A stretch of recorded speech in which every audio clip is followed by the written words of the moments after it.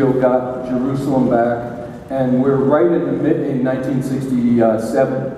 And we're right in the midst of that time clock right now. As I mentioned, I think last week, what's happening in Israel as a group of Orthodox, and I know those guys are listening to me right now. By the way, we are worldwide. They can see us in Vietnam if they tuned in. We are on in Vietnam.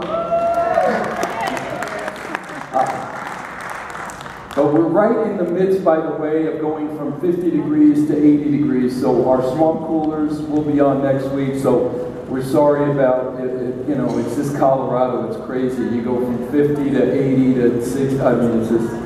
So hopefully we'll stay cool. But next week we'll have our air going well. And so yeah, today at 2 o'clock at the JCC, Jewish Community Center, there'll be a march of thousands of Jewish people in the city of Denver. We'll be marching and celebrating Jewish independence. And anyone who'd like to join that march, just don't tell them you know me, and we'll be fine. I'm just kidding. I'll be there. I'll be there. Because I think it's a great thing. It's part of what's on the heart of God. And so they are, coming together. And ready to announce and really believe they've been studying it for years and years, the Orthodox in Israel, that Yeshua is Messiah. And it's happening right in our lifetime.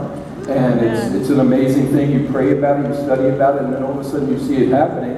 And the one new man coming together, and them ready to say, "Blessed is he who comes in the name of the Lord." And you know what happens when they say that in Israel? Coming. So, in September, we are having a Jesus Reigns tour where we're doing an event where we're believing for 1 million people all over the nation, all over the world, tuned in. TVN is carrying this worldwide, this event in Israel.